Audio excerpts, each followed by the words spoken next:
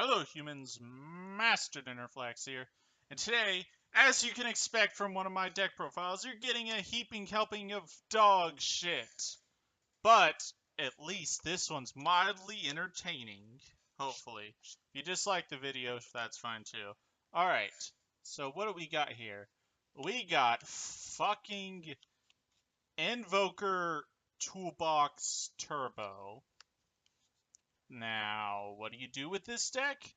It's simple. You make Invoker. Yeah. Alright, let's get into this. 3 Princess, because she searches a card that replaces itself and redoes it next turn. Get to make Mrs. Radiant rank 3s. The rank 3, I should say. Easily replaceable. The legendary Marauding Captain. After years of retirement, I decided to put him in this deck because he's a level 3 Earth Warrior that can summon monsters from your hand, and that's broken. Also, if you have 2 of these up, your opponent can't attack. Yeah. And then we got 3 Erd Knight, probably one of the good cards in the deck, one of the few only good cards. You can reveal an Iron Core Koa'ki Marrow from your hand to special summon a Koa'ki Marrow monster from your deck. It's obviously fantastic with cards like Overload and Guardian, but you also have a utility like with Bergzak. Which are the others? Overload stops summons by tributing itself. Guardian stops monster effects by tributing itself. This guy's just a big beater. 2500 double attack under Mrs. Radiant, which is not an uncommon feat for this deck. And all you have to do is reveal a warrior from your hand. And that's didn't notice most of this deck.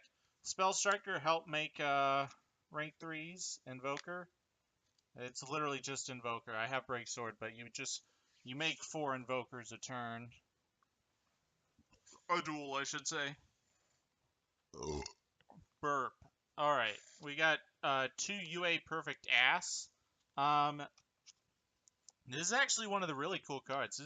His effect is actually good, but unfortunately they put him in probably the worst deck ever, and his stat line's not too great. However, you get to summon him with 2 Warrior Lady of the Wasteland, which you can summon off Invoker.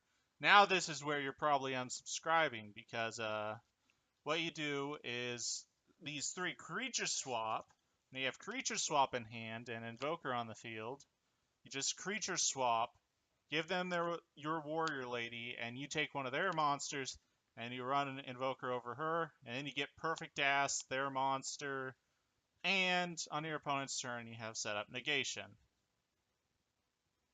I want to skip this part. Okay, we got Midfielder, just in case you have to, if you have an ace in hand, you can just do this.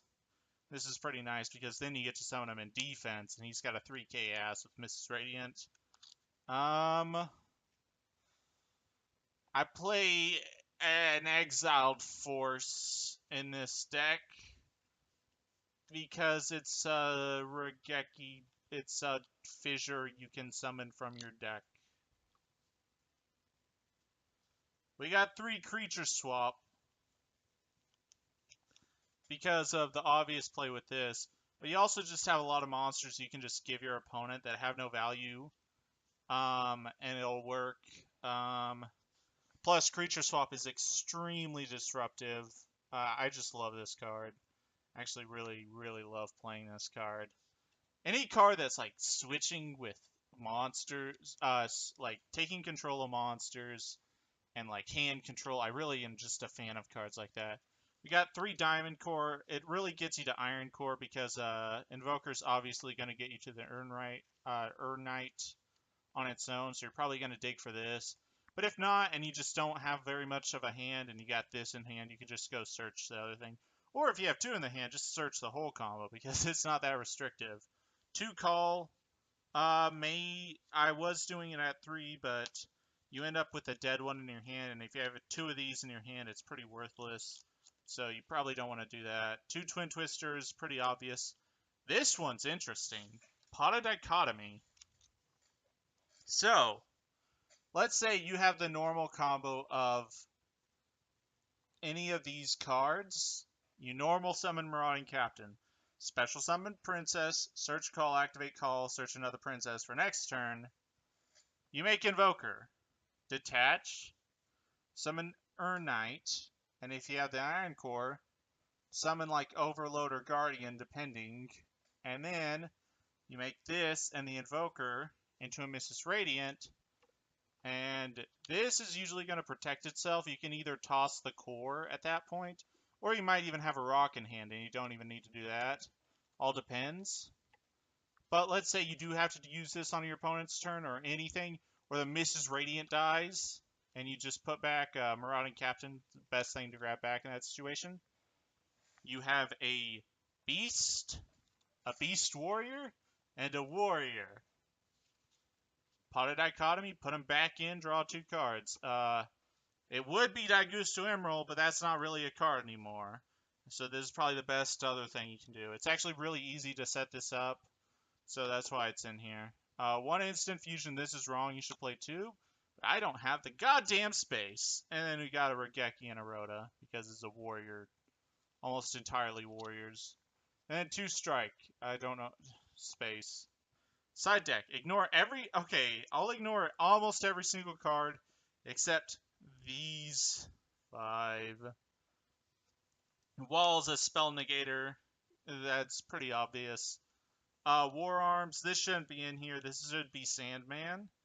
But you get the idea. Just like extra utility. This is kind of like a Regeki break against special summon monsters, so he's nice. Not very good anywhere else. Drago, you know this one. This one's one of the most notorious Koa'ki Maru monsters. Then Throwstone Unit, which is a shittier Exiled Force. Well, slightly shittier. You tribute... You can't tribute itself because then it doesn't get its effect, but you tribute Invoker to destroy you can destroy a monster on the field that has defense lower than this monster's attack. So if it has 900 less defense, you can tribute your Invoker and destroy it. This is wrong. For the love of God, if you ever find yourself wanting to play this card, play another Exiled Force. I'm not even going to joke with you. The Exiled Force is actually really strong when you summon it from the deck. Like, holy shit, this card from 2003 is kicking my opponent's ass. This will never do that. And we got the Utopia package. 2 Dire Wolves because this is like 3 Mrs. Radiant, so you just pop a Mrs. Radiant, grab back an Earth. It should be in the main. And yeah, you have an extra deck monster out of the extra deck zone, and you have your extra deck zone open again. Tornado Dragon kind of sucks because Mrs. Radiant like lowers its stats. Same with Castel, but you need these utility options in here. Break Sword, I never make it. The 2 instant fusion targets for when you need an Earth and when you need a level 3. And then the 3 Mrs. Radiant. And then literally the deck right here, these 3 1-of cards. Invoker. We here at Morgan, Invoker. This is like the deck. This is everything you need to do. Just summon Invoker to win. This actually, I've been testing this a lot, and it's actually fairly decent, which is saying something unfortunate about our current metagame. Oh well, you do what you gotta do. There were originally tuners in here, but it's like, you just don't really have that much room. Everything in here is pretty rock solid. The main deck space is so unbelievably tight. Like the Bergzak is like one of the first things I want to cut, but in games, the Bergzak just comes up literally almost every game that isn't just one in a turn or two. It's I don't know.